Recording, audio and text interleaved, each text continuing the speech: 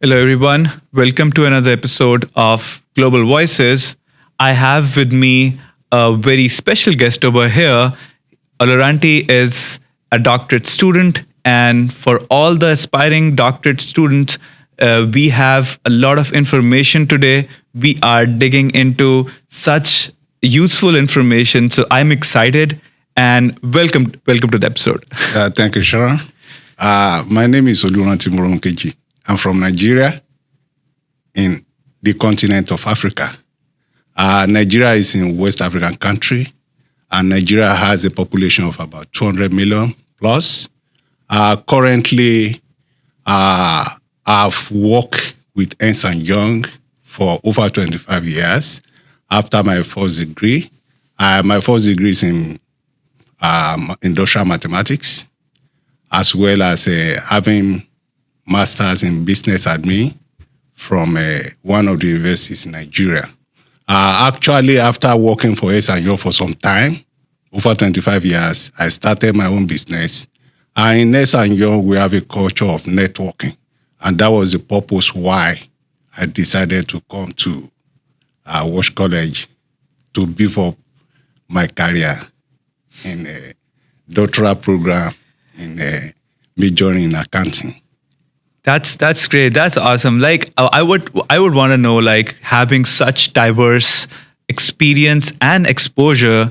So you already mentioned like what brought you to Walsh College, but for instance, for our viewers over here, I just want to know, like, what are those specific requirements and doctorate program requirements, and how did you got in touch? How was this, like, you'd say, process of how you started this thing? Because what I want to know is, if we are talking about global voices, there are many people listening us who actually are from different countries and might want to start a journey just like you. So you inspire many of us. So I would just want to know, like, what were the specific requirements and what actually students could do, what you did.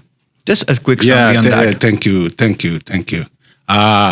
In a bid to come in for doctoral program in business administration, this is a special area, special in the sense that it's a professional course, but at the same time, it will give you an exposure and give you a combination of how you can network in the market.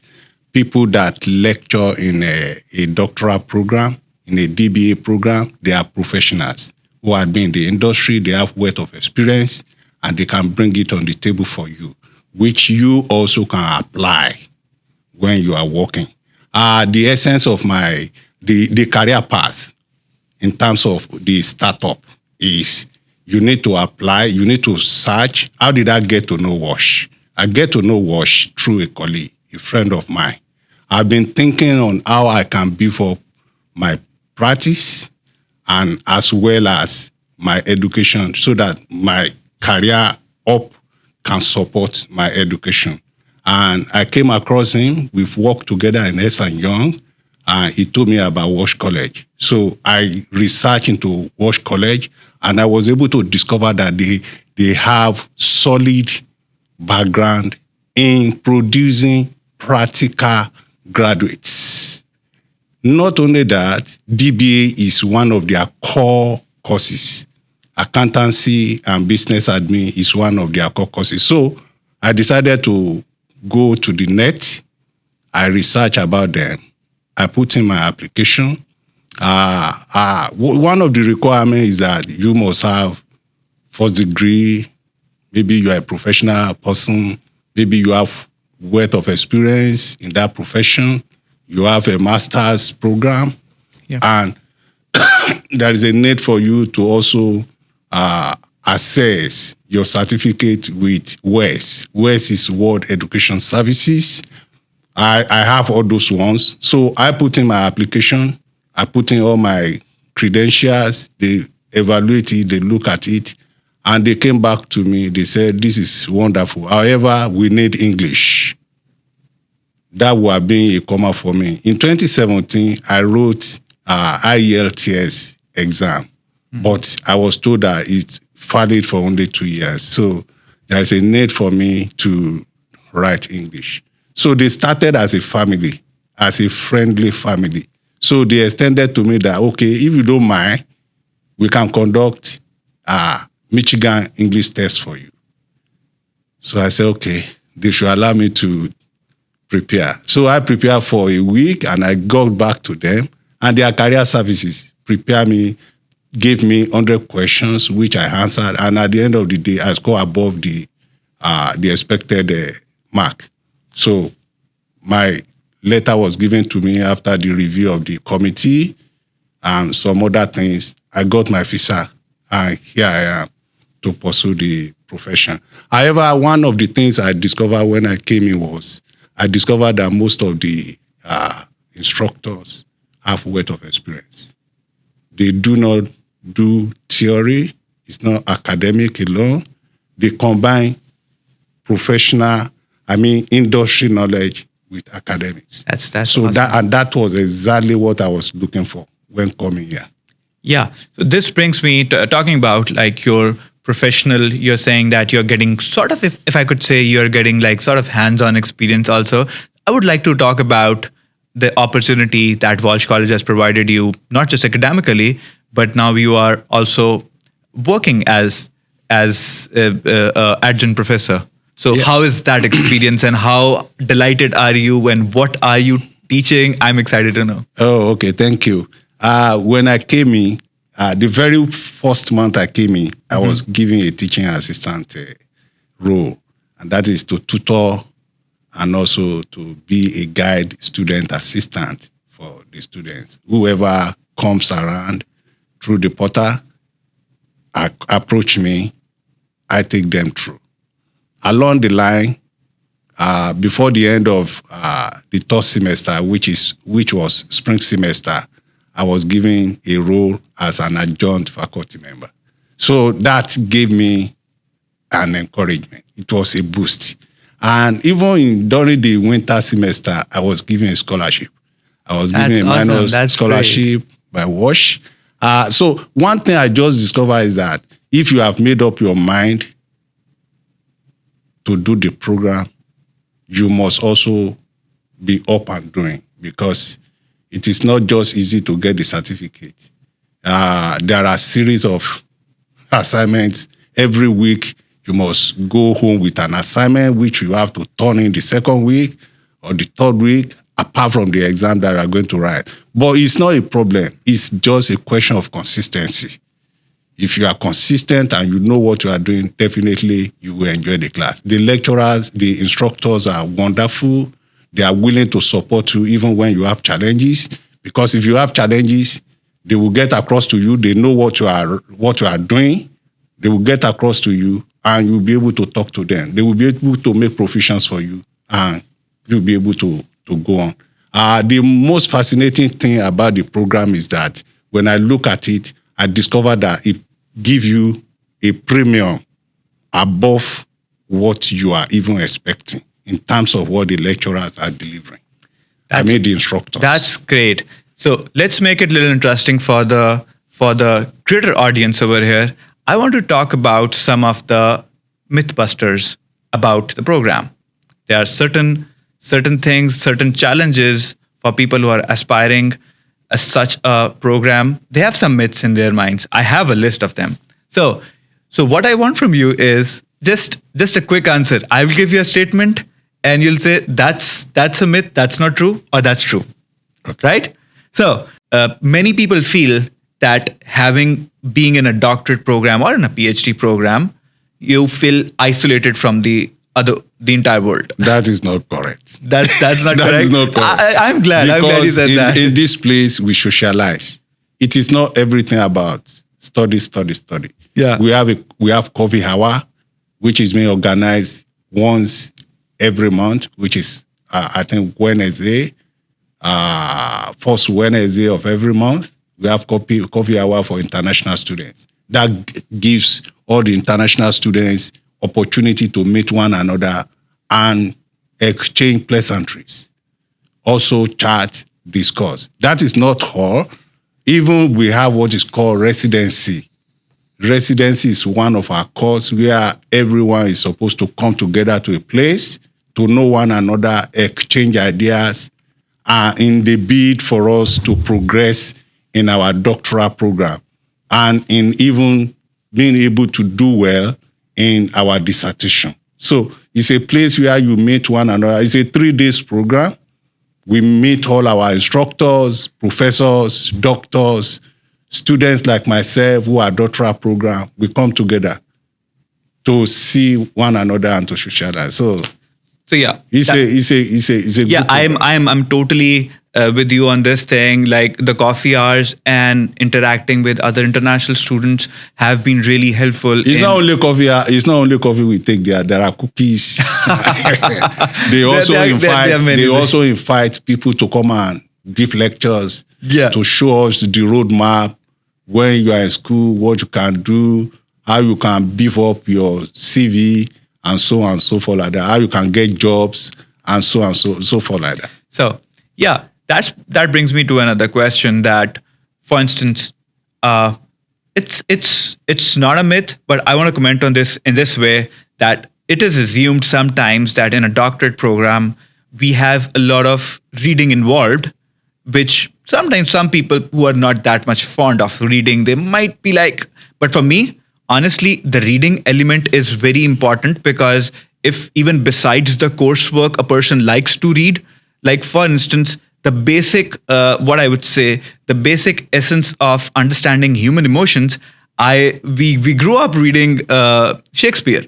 So basic essence of human emotion have been really well discovered in the reading element of what, for instance, let's put it this way. If we want to discover greed or power, we'll say Othello. If you want to discuss, like for instance, any element related to like evolving in a different dynamic, I would say the reading has really played a good part.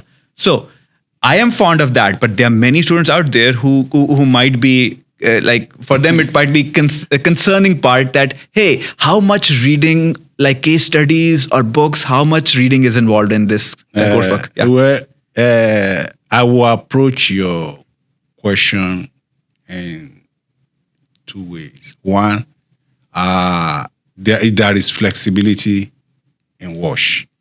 There are some students, I mean the undergrad and the master students, that just take their courses online without necessarily coming to school. But if you are an international student, there is a need for you to meet certain requirements of the government. So that if you are taking 2 courses, they expect you to be in the class once. Then number 2, you need to look at the portal. In the portal, there are some courses that are audio or video. They are recorded. So if you do not like reading, you would like listening. So they can talk to you, the instructor can talk to you, and even when you are not in the class, the instructor will record what they are teaching or what they are doing, and they will drop it on the portal for students that are not there, so that at their convenience, they can go there and do it. And currently, what is in vogue now is AI. Walsh has been one of the first university that moved to that trend. So with AI, you may not even come to class. All the information that you need will have been dropped on the portal, and you will see AI communicating to you. The AI first generation will talk to you on the course. So, though it's very important for you to prepare your mind. If you are not prepared, certificate in Walsh is not given just on a plate of gold. Just like any other university. More importantly, if you are a doctoral program, because you are a representative of that school.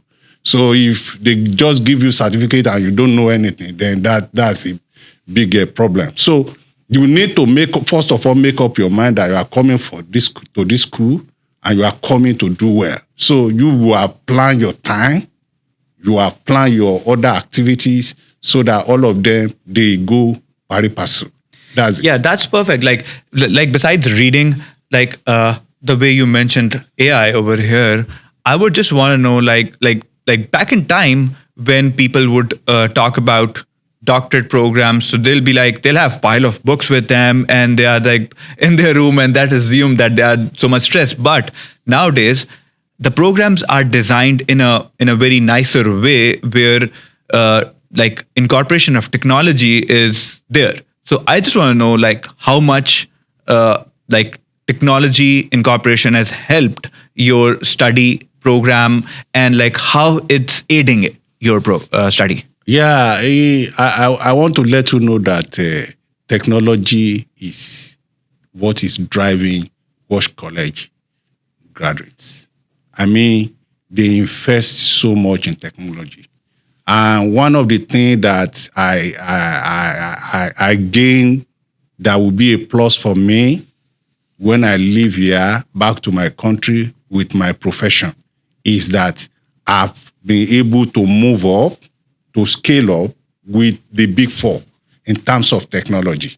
So when you look at the program, the doctoral program requires dissertation, which means there are a series of articles that you need to read and back up what you are saying.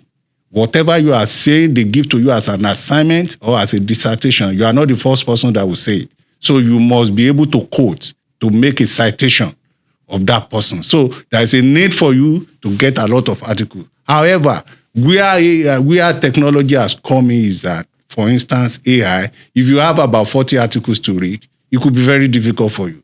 But you can just pick out those articles one by one and put it inside AI and ask AI to give you summary, key points of those articles within shortest possible time. You see the summary. That's to really bring good. it out for you. And for the entire 40, you can ask AI to make comparison.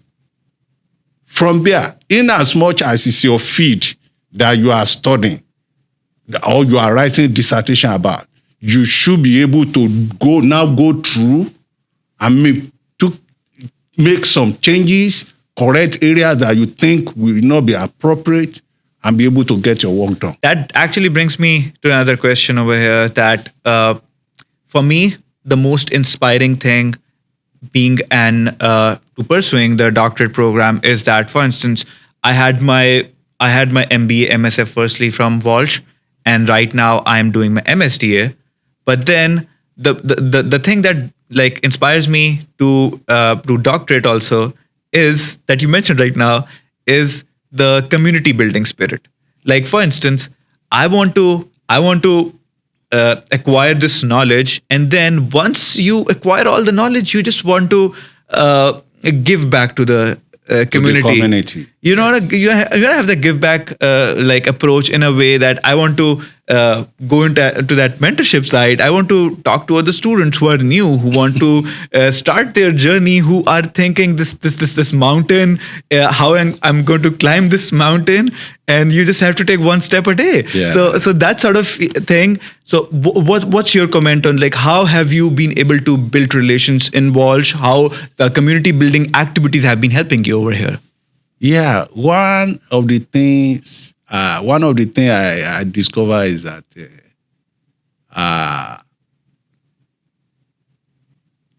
for you to be fulfilled, it's not only you growing, it's by carrying others along. In your community, your worth will be recognized when you share what you have with them. And what we can share with them is knowledge. We teach them how they can be resourceful. And that is why we are here.